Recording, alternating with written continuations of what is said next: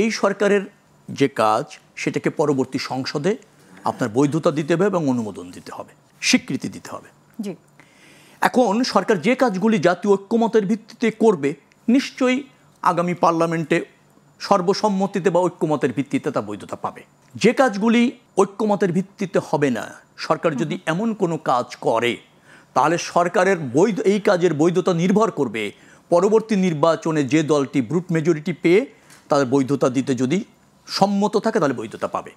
আর যদি brute majority না পায় অথবা সংসদে সংখ্যাগরিষ্ঠতা না পায় তাহলে এই কাজের বৈধতা পাবে কি পাবে না এখানে সন্দেহ রয়েছে।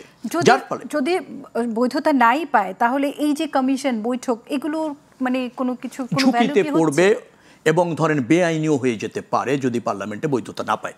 এই জন্য প্রশ্নটা হচ্ছে যে কোনো দলের যে কোনো উদ্ভট অথবা ধরেন ব্যক্তি বা গোষ্ঠীর দাবি কিন্তু আমলযোগ্য নয়।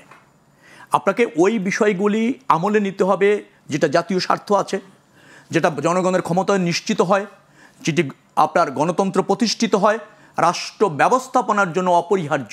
এই বিষয়গুলি আপনাকে আমলে নিতে হবে এবং সেইটা প্রতিষ্ঠিত করার জন্য প্রচেষ্টা চালাতে হবে অন্তর্বর্তীকালীন সরকারকে।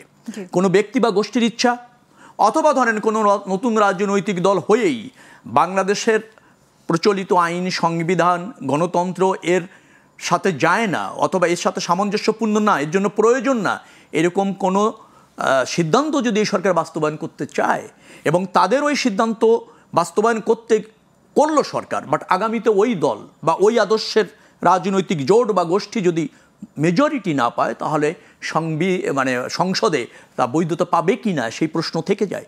নিশ্চয়ই আমার বিশ্বাস অন্তর্বর্তীকালীন সরকার ঢালাওভাবে সব কিছুতে ইন্টারফেয়ার করবে না, ঢালাওভাবে যা দেশের জন্য প্রয়োজন না, জনগণের ক্ষমতায়নের জন্য প্রয়োজন না, গণতন্ত্রের জন্য প্রয়োজন না, সুশাসনের জন্য প্রয়োজন না, সেগুলি আমলে নেওয়ার ক্ষেত্রে সতর্ক থাকবে। সেটি না হলে ওই কর্ম আগামী সংসদে বৈধতা পাবে কিনা সে সন্দেহ থেকেই যাবে।